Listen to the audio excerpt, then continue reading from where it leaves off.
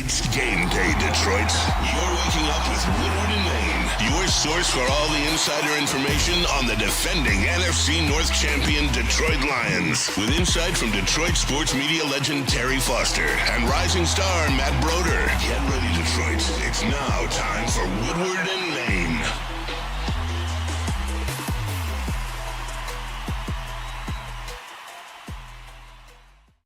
Good morning, everybody. Now, I don't know. I'm a little confused today. Come on. I'm confused. I don't know whether we should call this show the Woodward and Maine Street Show, or the Woodward and Maine, the Woodward and Stripes Show. Woodward and Stripes. Stripes because of the Tigers, or the Bitch Please Show. Yeah. All of them combined. Yeah. You were going stripes for the Jungle Cats, the Tigers and the Lions. Not the referees, because some breaks are finally going the Lions' way. No, this is the Tigers are big news today too. Yeah, they are. Huge. They are. So, and you know what? Things were so giddy this weekend. You're like a big old Saint Bernard, that's just happy to see everybody. Literally drooling everywhere. Laying on every couch. Terry, I want my belly rubbed. This was a weekend for the ages. I'll make a broader statement to you, and maybe you can rein it in. But was this one of the best Detroit sports weekends of all time, or do I need to pick a month? Is this the best September? Maybe the best September, because championships have been won on the weekend. Okay. The Stanley Cup, NBA Finals, World Series. So maybe this is the best September. Tigers win twice. Yep. Michigan wins, and that's the one that's for me. It's not for everybody out there. It's for Michigan fans, but Michigan did win. Tigers won twice. Lions won. Mm-hmm. Twins lost twice. Royals lost twice. And the Orioles lost twice. Right. And now the Tigers are in the wild card race. The Lions are 2-1. We got Monday Night Football next week, and Detroit is on fire. Right. And this is a fan base where I would say the last 8 to 10 years, it was like, how come this fan base can't get a break? How come everything is miserable? Miserable. I'm not quite sure how old.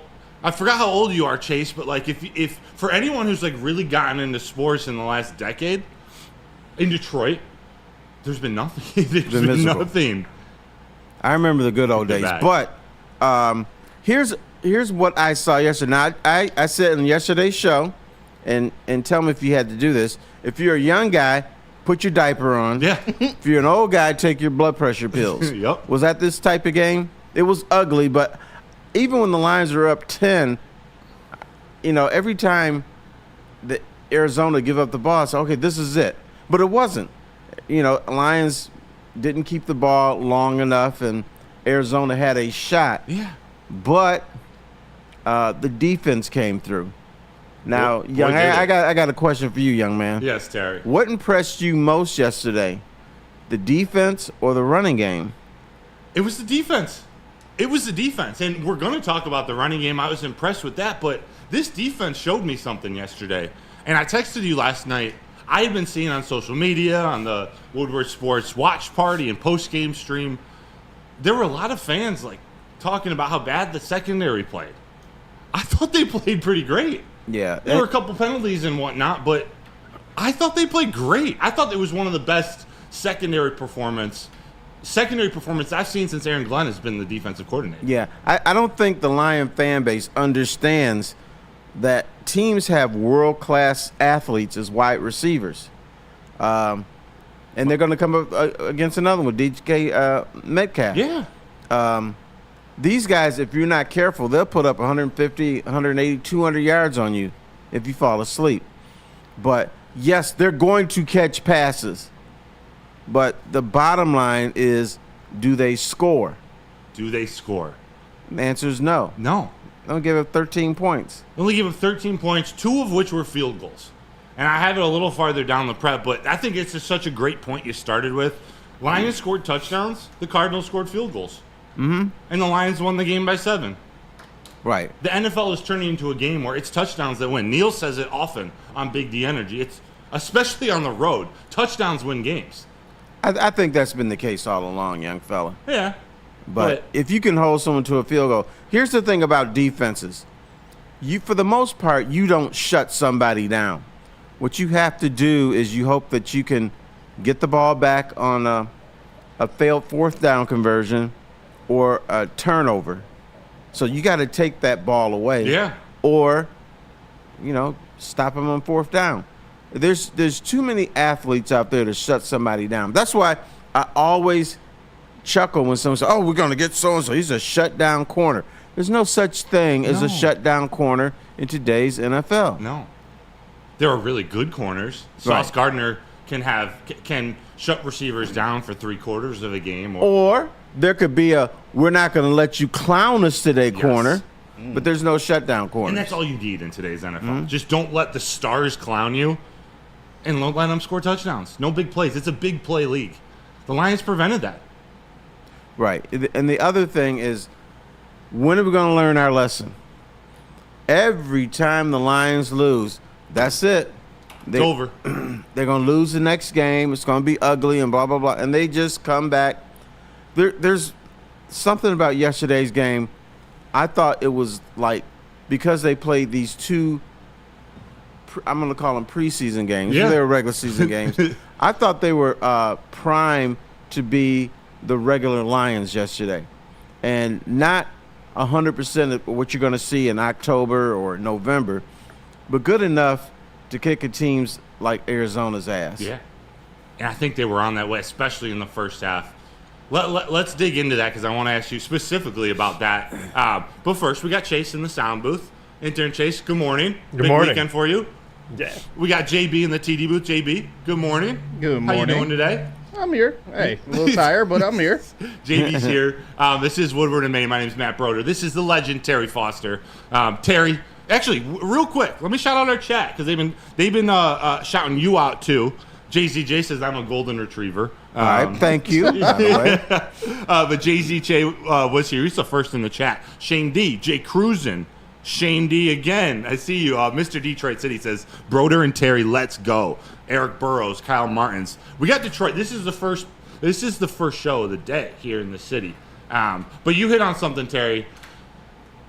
The Lions lost. Everyone freaked out. It's Hendon Hooker's time to play. Jared Goff is a horrible quarterback again. Dan Campbell doesn't know what he's doing. They came back for the first time. 30 games.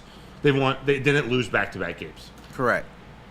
But, I thought the key was the coaching staff decided, let's go back to our roots.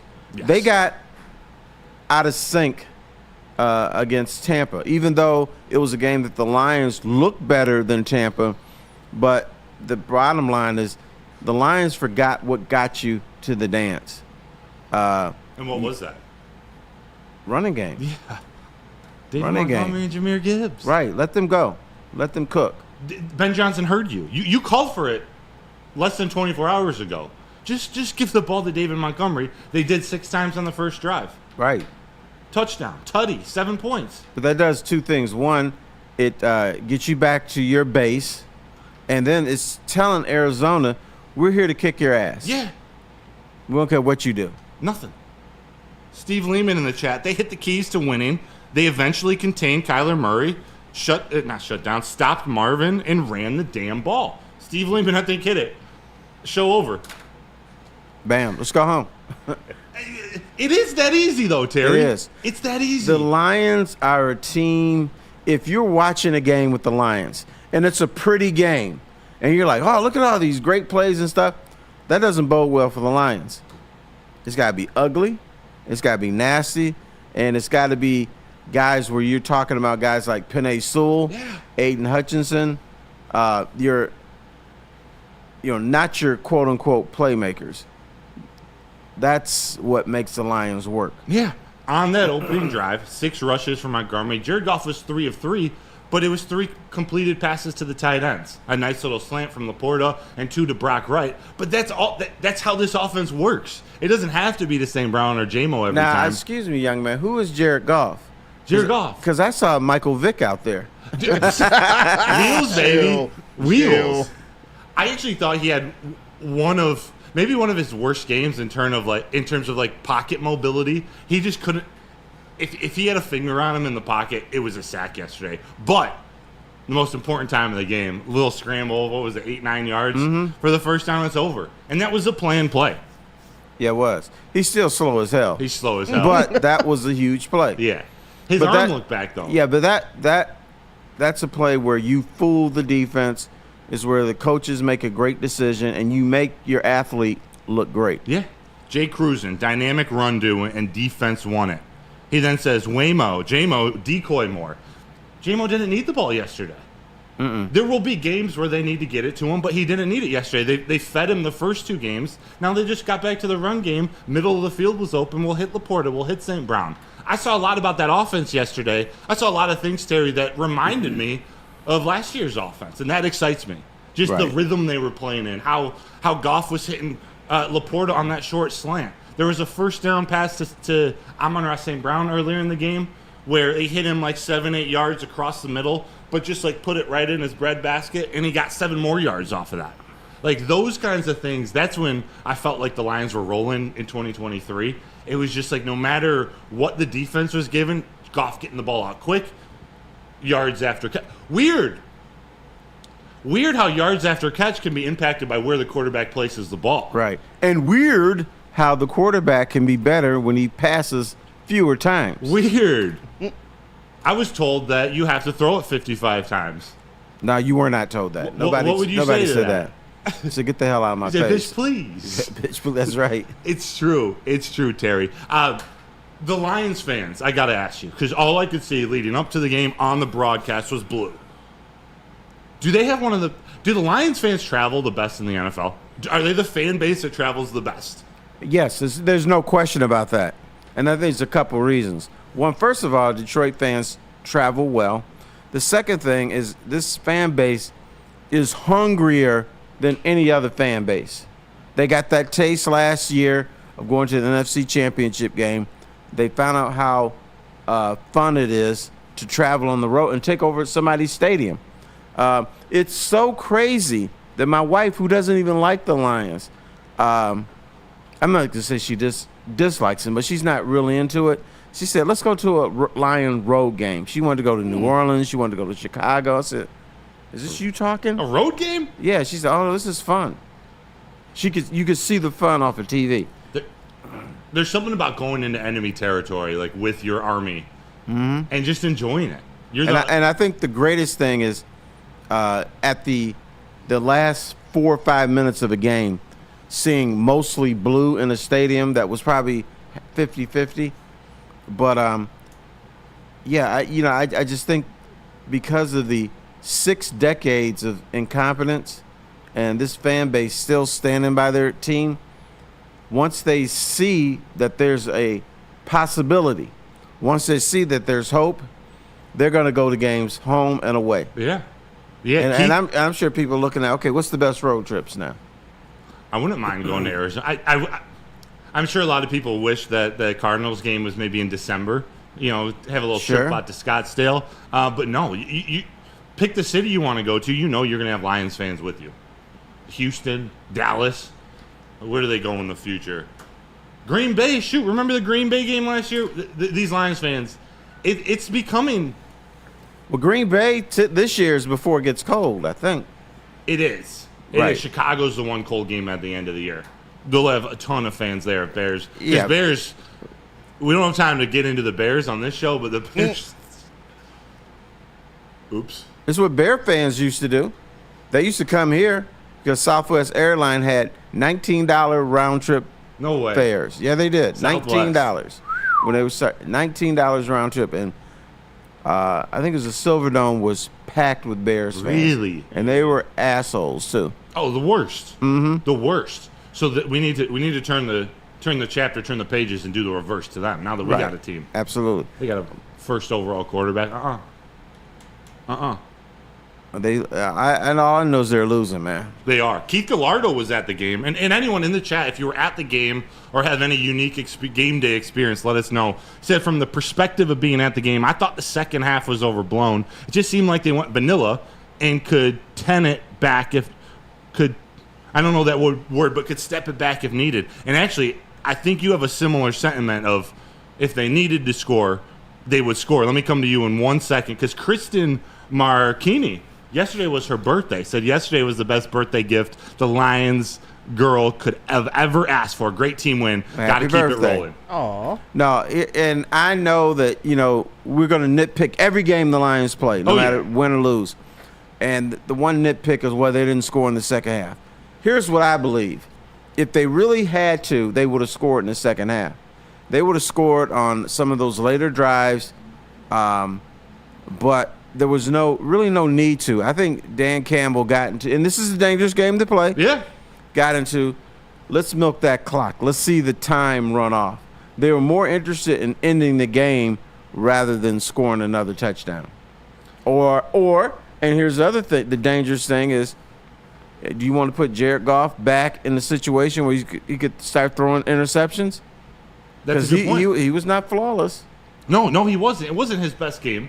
He was much more efficient. He was much better than last week. Wasn't his best. It wasn't the offense's best, but it was the running game. Like, they got back to that. And to me, that was the key. And I guess there's a spoiler for the next question I want to ask you. Like, their back-to-back loss streak, it's now at 30 games. It's been nine losses in a row that they haven't had another loss back-to-back. What was the key to you? You asked me about the defense or the run game. Do you feel it's the run game? I think it was the run game because it took the heart out of Arizona. It was like, and the other thing is because you had field position advantage, and Jack Fox Sure did. Jack Fox, man, was every punt inside the 10-yard line. That's what it seemed like. And then my man, when he hits the punt, it's like a 9-iron or a pitching wedge. It just kind of bounces there and doesn't go in the end zone. That's part of the second half. The good, you got to look at it. They didn't put up points, but Jack Fox punted 5 times, pinning 4 inside the 20-yard line with 1 touchback. But the punts he pinned in the 20 were at the 2-yard line, the 12-yard line, the 9-yard line, and the 7-yard line. Right, and I'm sure Dan Campbell's like, this defense is playing so well. There's no way Arizona is driving 95 yards to beat us. Ding, ding, ding. No That's way. It. He has so much more faith in this defense now. He can use Jack Fox, who's a weapon. Jack Fox is a weapon. Just how Jim Harbaugh drafts offensive linemen and says, offensive linemen are a weapon for me. Right. We know Penei Sewell's a weapon. Jack Fox is the best punter in the NFL.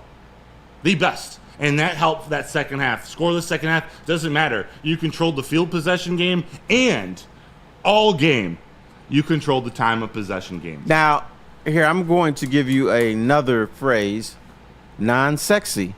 Let's just look at all the non-sexy things that happened yesterday for the Lions to win. 1, offensive line, Penei Sewell, non-sexy. We don't talk about offensive linemen. The running game, non-sexy. When you're talking about back in the day when they said all the Lions did was run the ball up the middle, that's what people would bitch about. And then yesterday it was like, hey, the Lions ran the ball up the middle. Yeah. That was great. Non-sexy. We're talking Jack Fox, a punter, non-sexy. We're talking about cornerbacks, non-sexy. Non-sexy. Terry, when you wake up, maybe back in your day, I don't want to disrespect your wife, but like, you wake up and Are you going to talk about her bad breath? Please no, don't. no. Okay. I'm going to talk about you got a girl in your bed next to you, and you wake up and she's not wearing any makeup. It's not what most would think was sexy, but you prefer that than to have that girl be so self-conscious. She runs to the bathroom, puts on a whole brand new face and makeup, comes back into bed, hides it. Like, sometimes not sexy is sexier. Right, but, the Lions game yesterday, they played without makeup. No. But guess what? You still hit it. Yeah, but, Right? Damn bitch, please. It's so true. And then sometimes you want to go out to a nice dinner. You kind of want to show off your girl, your sexy girl. So you run a hook and ladder when they least expect it. That's sexy. And that hook and ladder, that was sexy. Right. But there's going to be some sexy games. But there's going to be some games where J-Mo's going to go off. There's going to be some games where the Lions are going to go up top. But at the base of it, it's still going to be the running game. Yeah. At the base of it, it is still going to be the defense. So the Lions are a team. Now, here's what the Lions can do. Now, people are going to look at this film against Arizona. Say, okay, all we got to do is stop the run. Stop the run. They're going to try to stop the run. Lions can do other things. Then if that's what you do, then St. Brown will go off. LaPorta is who's going to be healthier, hopefully, will go off. And J-Mo will go off. So they can still go up top on you. They can still hit St. Brown on 3rd and 8, and you know it's going to him. He's still going to get it. They can still do that. But I thought yesterday was just so important to go back to their base. Yes. Because they clowned against Tampa. And if they played again, I hope the Lions play Tampa in the playoffs. I would love it. There is no way they'd lose that game. I would love it. Speaking of not losing, Keith Gallardo again in the chat, winning is sexy. It is. Winning is sexy. Winning is sexy. All the different ways they can get it done, Terry. You were talking about the offense. Are you confident enough now that this defense can win you a football game? I thought they did yesterday. Yeah. So when your running game is going well, it helps your defense because they're able to rest a little bit. And so that helps the defense a little bit. So, yeah, I thought the defense won it yesterday. I agree. That's something I'm not used to. At least I can't remember in the last 5-10 years a time when, hey, if the offense doesn't have it, whether they're playing a bad game or just not playing their best, you can rely on your defense to keep you in a game and win you a game when you need it. Right. Kyler Murray, we're talking about this offense coming in. The Cardinals are still ranked as one of the top 3 or 4 offenses in the league, even after putting up 13 points against the Lions. We're talking 53 points given up over 3 games, this Lions team. We don't talk about Aaron Glenn enough this year. And maybe because defense isn't sexy. We want to talk about Goff and Ben Johnson and Gibbs and all these shiny toys. But this defense, they play nasty. They play with Reeder and Hutch, and there were some injuries yesterday, but they play nasty. Well, the thing that Aleem McNeil keeps saying is they play with violence, which is the same as nasty, but they want to be violent. They want to crack your skull. They want you to think about, it's sort of like the bad boy Pistons. They wanted you to think about going in the lane against Bill Laimbeer and Rick Mahorn. Now, this Lions defense, they want you to think twice about going over the middle, up the middle as a running back, going up the middle as a wide receiver. They want you to think twice about that. Yeah. I really hope. The one thing I'm most nervous about is that Brian Branch hit, concussion, whatever it is. But that's what you're talking about. Trey McBride, they hit him over the middle, and Brian Branch goes and lays the lumber. They both go down, and I think both didn't come back in the game. But that's the type of physical mentality. You don't want anybody to get hurt, but that's the type of mentality that now opposing teams are thinking about going over the middle. Right. And then another big play defensively, Kyler Murray reaching out for the ball. Yes. He was short. On the play or stature? Stature. Both. Oh, okay. Both. So But, normally you have one cornerback and Kyler Murray. Normally, Kyler Murray wins that battle. He not only would reach out, he would just turn the corner and get 15 yards. He wouldn't even get tackled. Right. They tackled him. You might trip him up after he gains 10, 12 yards. So that was an amazing play. And, I tell you who's getting screwed. Terrion Arnold. They're going to call that boy for pass interference no matter what happens.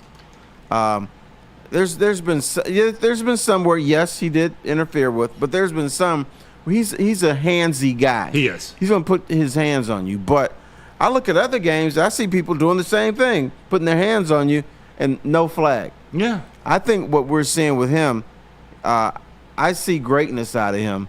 Me too. But what's happening right now are the officials saying, oh, he's a rookie, he can't be doing all that. So got to punish the brother. Yeah, it's the Cade Cunningham type of fact. Like, a young up-and-coming star in the league. They're not getting the same calls as the vets. In fact, they might be called a little worse than most players just because they're trying to get them to earn it. But, yeah, there were some ticky-tack calls. There were some that you can't argue with. But to me, what I take away from that, he's at least in position to have a penalty thrown. How many times last year are we looking at wide receivers wide open down the field, doing like just this, running alone into right the end zone? Like, at least he's there. And that's part of it. I don't remember what the receivers were doing on that Kyler Murray not first down, where he stretched and they reviewed it and called it back. But when you have a scrambling quarterback like that, it's much harder for the cornerbacks to stay with the wide receivers downfield. And for him to not throw it, for them to limit the wide receivers to big plays, like, you don't even have to look at the secondary to know that they had a good game yesterday. Right. And guess what? Kyler Murray did not clown them with his feet. No. First drive. A little bit. Yeah, that was problematic. After that, I think he wanted to, but he didn't see things he wanted to see. He didn't see open receivers. He didn't see an open lane, so he kind of tucked it in or he ran out of bounds. Yeah. So the Lions, I'm not going to say they shut him down, but the Lions made him think. Yeah, they limited him. Right. They limited him. That's all you wanted to do with a player like that. You don't want him to get creative and torch you. Right. Now, last year, he probably would have had 75, 80 yards. Yeah. But 45 yards on, 5 attempts? You'll take that. And a lot was in that first drive. Right. I was going to say, how much was in the first drive? Yeah. I think it was like 35 of the 45 were in the first drive. AG, he hates this word, but they made adjustments. Like, their defense made adjustments on him in game and from year to year. Like, I'm so excited for this defense. I'm so excited. I got to ask you, though, Terry, because you bring the history to this show. You school me up. I'm a historical lad. But go ahead. With the hat. What do they call those hats? Is that a fedora? No, this is a Scottish cap. Scottish cap. From Scotland. Got you. A Scottish cap. Breaks. Lions never used to get breaks. Right. In fact, they historically didn't get breaks. Did they get a huge one at the end of the half? Like, is that play keeps getting discussed. So is that a huge break? Yes and no. First of all, the whistle was blowing even before the interception. So they were blowing it dead. Even if let's say the clock didn't get to 2 minutes and the 2-minute warning was not in play. Mm-hmm. The refs are blowing the whistle. You are taught play to the echo of the whistle. So once you hear the whistle, I'm sure some guys kind of gave up. Some guys didn't play all the way through because you're listening to the whistle. So who knows what would have happened if it was just a regular play and there's no whistle? Right. Would they have, even if it was an interception, would they have tackled him if the play Sure. did? Because the offensive linemen they put their hands up. They're like, the play is dead. The two different screens on the broadcast looked like it got down to the 2-minute warning, but on that official clock, looked like he snapped it at 2:01. Yeah, it was two things. It was a 2:01 and a 2-minute. Yeah. But how many times in the NFL do we see the clock, the running clock, the game clock run down to 0, and they still allow the play? And then some fans say, "Well, wait a minute, that's too much time." But there must be a clock that we don't see. Yeah, like whatever the officials are holding or seeing, there has to be, right? Yeah, they're probably going old-fashioned with a little stopwatch in their hand. Okay, no, I don't know what's going on. But yes or no. But back in the day, how many times did we see the Lions, against Dallas? Pass interference? Nah, it's not pass interference. Calvin Johnson, catch, no catch. Against the Bears? Right. I mean, we've seen the Lions lose in a variety of ways. Decker reported. And how come the Lions can't get breaks? Well, maybe they got breaks yesterday. Turning of the tide. Chase, you had something about that play. I was just going to say about the play clock thing. Yeah. Like, there's, an official who watches the play clock in the stadium, and then, they'll turn their head and look if the ball's, moving or already in motion, even if it was, because they have to turn their head. It shouldn't take that long to do, but there is, a small, human element to it that does give the center if they're trying to milk it. Gotcha. That small fraction. Got you. I just can't figure out really what the Lions were trying to do there. If they were trying to get the playoff before the 2-minute warning. Yeah. Why not do it at 2:02? No, in that situation, you're up 10, just let the 2-minute warning happen. Because you're in no hurry. You're not trailing. If you're trailing, you want to get as many plays as possible. Yeah. But in a situation like that, it's like, let's go into the locker room at least up 10. Mm-hmm. There's no urgency. There's still some flaws with Dan Campbell's usage of the clock. I agree. It's not perfect. He does things that you have to question. So why are you in such a hurry in a situation like that? Yeah, or at least I can get on board if I feel like the offense is nearly unstoppable. At times last year, it felt like the offense was unstoppable, and they could move it at will. They could complete a 4-yard pass to St. Brown or Laporta whenever they wanted. It hasn't felt that way yet, so it's like I don't know if you should have been as confident in just manipulating the clock and the time management within 2 minutes yet this season, but I don't know. I do think Dan Campbell, they got some things they need to iron out. Again, it wasn't a perfect game. Even the third quarter was bad again. Like, do they have a third quarter problem? What the hell are they doing in the locker room? Dan Campbell must be giving them popsicles. No, you know what? I said last year, Dan Campbell is passing out weed. Do you think so? Yeah. Just chill out. Here's some medical for the second half. Yeah. I mean, could it just be hard for them to get that motor firing again? Like they get so, I feel like he gets them so fired up, and they're like some big machines. Like you think about like a Mack truck, it can't go from like 0 to 60 like that. They have like all of pregame to get revved up. They go through this like calm down period. Maybe it takes them the third quarter to get those engines revving again. Yeah, if you're right, they still have to make an adjustment for that. 100%. Yeah, like that might be it, that might not, but if we have a large enough sample size now where they're doing in the locker room or preparing for just how they prepare for a game, they come out of the locker room on offense or defense, not feeling like it's the same team. And a lot of the times it is on offense because Ben Johnson likes to script his plays, and it just feels like they try a different strategy or something when they come out. It's becoming repetitive. They got to clean it up. I don't think they're trying something different. It's like they're too chill. I mean, they're all amped up at the beginning of the game. They're amped up for the whole first half. And they come out in the third quarter. It's not a schematic thing. It's like, we good. Yeah. Don't worry about it. So I don't get that either. But this is something that's happened even during the good times. So, but Show your face. maybe they need to get some ass in there that's firing them up. It's threatening to kill people. Remember Ron Artest back in the day, or Meta World Peace? Yeah, Meta World Peace. He would have like a shot of Patron in the locker room every halftime, or Marshawn Lynch. I know he loves Skittles. Would he have Skittles or no? He would have Hennessy. He would have. Locker room would be a hen party with Marshawn Lynch. I don't recommend booze for halftime. No. Whatever floats your boat. J.R. Smith No would talk booze about for doing that halftime. California sober before games. Oh, J.R. Smith. Yeah. Some professional athletes, they got some wild superstitions, Terry. Do you not think that the Lions should have stepped on their throats earlier in the game? I'm scrolling up to a comment from our guy, Old Jarhead. Said they need one more score most of the game. It would be a big difference. Why not at least put them down 3 scores? I know earlier in the show you said you were talking, hey, if they needed to score, you felt like they could.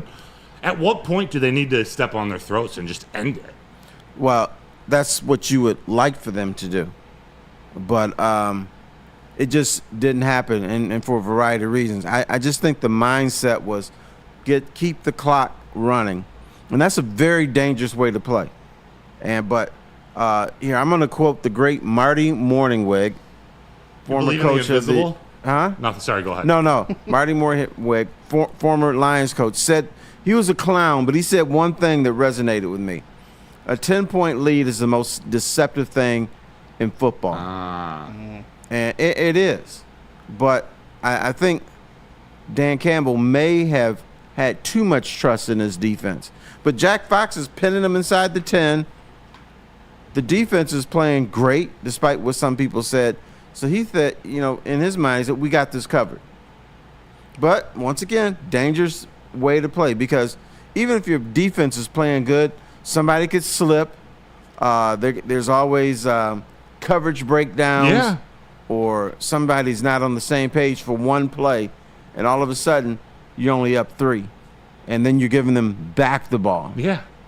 That's dangerous. Yeah, in the last 2 games, the defense has played well, but they've given up one big play, I think both in the second half, where it's like if it was a 3-point game, which I guess it was against the Bucks, and they ended up losing. Like Right. you can't let those happen. Well, look at the Ravens and the Cowboys. Ravens are up 17 in the fourth quarter, and then they had to make plays to win that game. They only won by 3.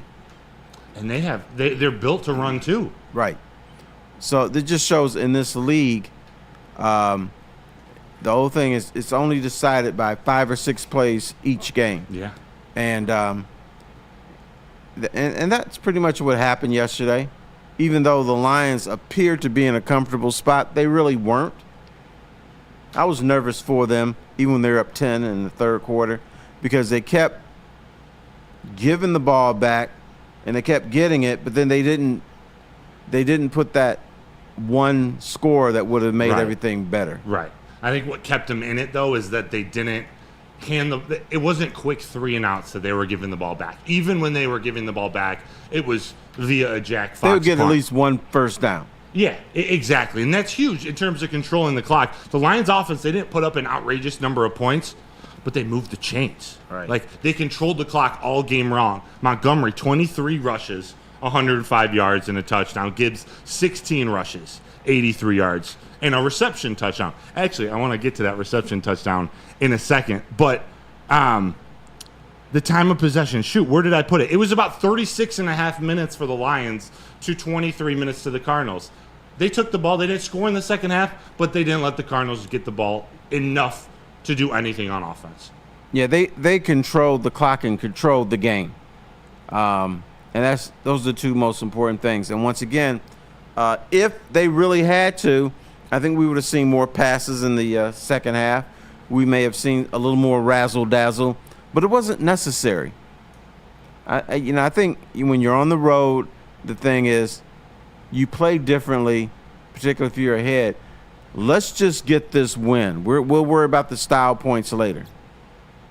But I'm convinced because there were so many gash plays from the running game. Mm-hmm. If the Lions really wanted to, they would have done a little bit more play action. They would have had Goff rolling out. They would have scored another touchdown. That game was not in danger. I agree. The Hoof-Hearted in the chat, Terry, say the Lions are getting the Kansas City treatment this year, where every team is circling that game and spending more time game planning. It's going to be tougher, and they have a first-place schedule. Terminator Juice right above it before yesterday. He's never seen a team start using their timeouts in the fourth quarter with 7+ minutes left in the game. That was weird. This team's doing things differently, and they're finding different ways to win. He's talking about the opposition did that. Right, Arizona. Yeah, Arizona had to. And I think part of that was we need as much time as possible, and we need it early because this defense isn't giving up anything. Yeah. Justin from North Carolina says they need halftime strippers to That come might out work. of the gate, to come into the third Strippers? quarter juiced up Okay. or bricked up, as some what? say. You guys ever seen that interview with like Fabulous? Where Strippers like, get you fired I up. think JB might know what I'm talking The about. right ones. We can talk about it Certain later. ones. Well, you're not going to have some Ugg mugs going in there. No, right. You got to get the best of the best. Yeah, you're going to have NFL strippers, man. The best Come on now. around, especially out in Arizona. You're not going to have the one-legged stripper from Pontiac in there. What's she like? It's got long legs. And which leg was she Oh, all missing? right. Long leg? I'm not long legs. Long long leg. leg. Which one was Singular. missing? I don't even remember. I think it was the left one. Figures. Cut off the left. Cut off the left. She's always right. Pontiac. Terry, Hopefully it have was you ever half seen price. a touchdown catch without actually getting a catch in the scorebook? How am I going to say this? That hook and ladder. Jahmyr Gibbs on the game had 0 catches, 0 targets, 20 yards receiving, and a Right. 20-yard touchdown catch. I have seen it, but I didn't go back and look at the stat sheet like you to see something like that. I saw it stood out to me. I'm like, wait, this looks weird, but I don't even know what I want to say. I want to just point it out. It's cool. So he got credit for a reception. Yeah, so on that hook and no, he didn't get credit for a Okay. reception. On the hook and ladder, Amon-Ra St. Brown got credit for a reception and I think 1 yard receiving. How was that 1 yard? That was like 10 yards up the field. That's what I thought too. I was like, did Goff drop back? And I don't know. He got credit for the catch. Jahmyr Gibbs didn't get credit for the catch, but he got credit for the yards he ran after it was lateral to him for the touchdown. Mm-hmm. I love that play. That play was executed flawlessly. It was. And plays like that excites the locker room. It does. It gets people fired up and yelling and woof-woofing and all that stuff. So I think that fired the Lions up. But, once again, got to look at what happens during halftime. Yeah. What are they doing? Ben Johnson, what is going through your head at halftime? Like, there's something about the third quarter. It can't be the kryptonite all season. Like, we need to see that change, especially next week with Seattle coming to town. They're 3-0. Mm-hmm. Like, whether you thought the Lions were going to be 4-0 headed into the bye week or 3-1, this team is playing well for Mike McDonald, their new head coach. They're 3-0. They got 3 really good receivers, and a defense is playing really well. Like, you can't, especially with how the Seahawks have played the Lions in the past. And I know it's Pete Carroll. Pete Carroll coached teams. Well, it's Pete Carroll gum chewing. True. That's what beats the Lions. True. So Mike McDonald isn't going to have 4 pieces of gum in his mouth each time? No. Dan Campbell's got like 12 pieces in his mouth. I was going to say that. Did anyone catch that yesterday? Him just like loading up gum strip after gum strip in his mouth at one point in time. Like, what is going on over here? I missed it. Was he doing it all game? No, I'm assuming he was doing it all game, but at one point, I think this was after halftime, he just like, gum wrapper, just gum wrapper, just gum wrapper, like, in a row. Like, the play hasn't even started yet. He's probably really nervous. And you got to do something to relieve that anxiety. And his is chewing gum. And some guys, they put that chaw in their mouth. That's True. what they do. That's what's baseball. Do you ever chew? I don't. I don't. I tried it once and I threw up. It was disgusting. I also don't understand. Like, I understand it, but, like, especially in the game of baseball, why are you looking for a buzz while you're trying to hit a 95-mile-an-hour fastball? Like, don't you need all the attention you can? No judgment. It's just like, hey, live, I'm saying it. I feel like it'd make the outfield a little bit more entertaining. Well, Lawrence Taylor, the great linebacker for the New York Jets, was playing on cocaine. So it must be something. So is Doc Gooden? Not Doc. Yeah, Dwight Gooden. Dwight, yeah. Doc. Who threw a perfect game on LSD. Right. Why? Doc and Darryl Strawberry. What about this? Why was Dan Campbell so nervous? Because when you're in the heat of a game, the only focus he has is that game. He's making decisions. He's moving personnel in and out. So he's like locked in on that game. I think every NFL coach is nervous or they're in a state of anxiety. You don't get that? I feel that. I get it. But I just didn't necessarily expect that out of Dan Campbell. Or expect Why? it to me, and maybe it's not the perfect connection, but as a pitcher, the easiest day of the week was the day I was starting. You do all your preparation during the week. You do all your running. You get in shape. You get your arm ready to go for that day. Where then once you're on the mound, it's just you pitch. You practice that. To me, Dan Campbell, he has this team so well prepared game to game. Like, it's just going out and doing what the Lions do. Like, if you're gonna exert your identity, your team, you're gonna run the ball like they did. What's to be nervous about? Well, every game in the National Football League, at some point, there's going to be breakdowns, as in plural. There's going to be, and you're trying to manage 53 men plus coaches. Everything's not going to go great. So that's why you have to be focusing. Every move you make is scrutinized. Like the Lions won yesterday to go 2-1. What are a lot of people talking about? Well, they didn't score in the second half. Right. So everything you do is somebody's going to have something to say, and you want to try to eliminate it as much of that as possible. Yes. But I just think Dan Campbell's one of those guys, and we see him, he's gregarious at the podium, and he says funny stuff, but during the game, he's locked in. When am I going to go for it on fourth down? When am I going to do a fake punt? And he's probably setting himself up for different things that we don't even know about. So in order to do that, you've got to be nervous, on edge, and ready for the for the floor to fall out. It's so funny you say that because JZJ in the chat says new defenses have to watch for a fake hook and ladder now because I think St. Brown will try to get a defender off of him, do a little fake, but keep the ball Sure. on. Like, talk about setting things up. That play's not over. No.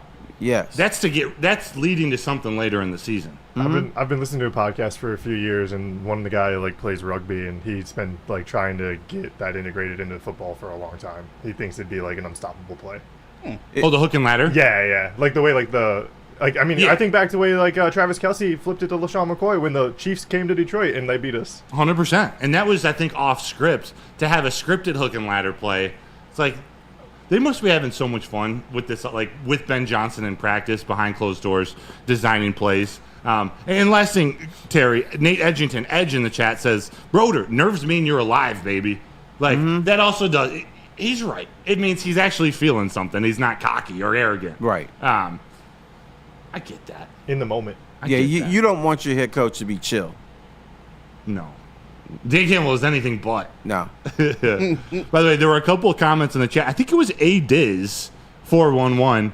They're asking about, are we going to be live every Monday at 7 a.m.?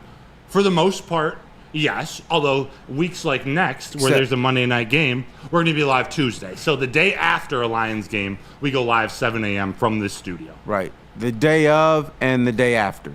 Exactly. We're going to be here early in the morning.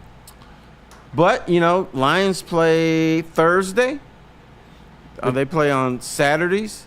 I mean, Lions are not just Sunday at 1 a.m. anymore. No. Those days are done.